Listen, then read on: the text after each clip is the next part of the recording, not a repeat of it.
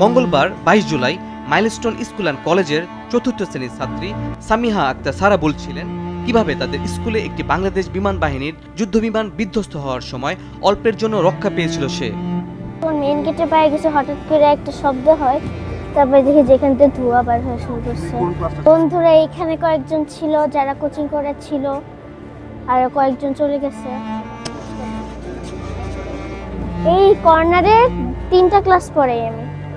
চীনে নির্মিত F-7 BGI বিমানটি দুপুর 1টা 6 মিনিটে রাজধানীর কুলমিটোলা বিমান ঘাঁটি থেকে নিয়মিত প্রশিক্ষণ মিশনের অংশ হিসেবে উড়াল দেয়, কিন্তু উড্ডয়নের কিছুক্ষণের মধ্যেই যান্ত্রিক ত্রুটির কারণে এটি বিধ্বস্ত হয় বলে জানিয়েছে সামরিক বাহিনী।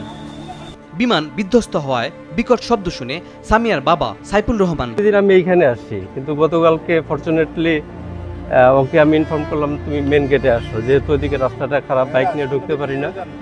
তো মেন গেটে গেল, যাওয়ার পরে সাথে সাথে পিছনে একটা শব্দ শুনলাম, ফাইটারের আওয়াজও হচ্ছিল। হঠাৎ করে দেখি যে ফাইটারের আওয়াজটা নাই, মানে পাহাড়ের সমপরিমাণ ধোঁয়া উপরে উঠতেছে আর কি।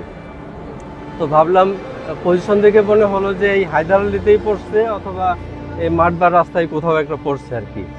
তো যেহেতু ছোট মেয়ে বাচ্চা আর সবাই ওইদিকে দৌড়াদৌড়িতে ব্যস্ত ছিল, আমি আর বিপরীতমুখী মেয়েকে নিয়ে আসিনি।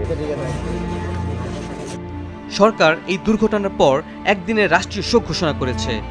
জাতীয় পতাকা অর্ধনমিত রাখা হয়েছে এবং দেশের সব উপাসনালয়ে নিহতদের আত্মার শান্তি কামনায় বিশেষ প্রার্থনার আয়োজন করা হয়েছে।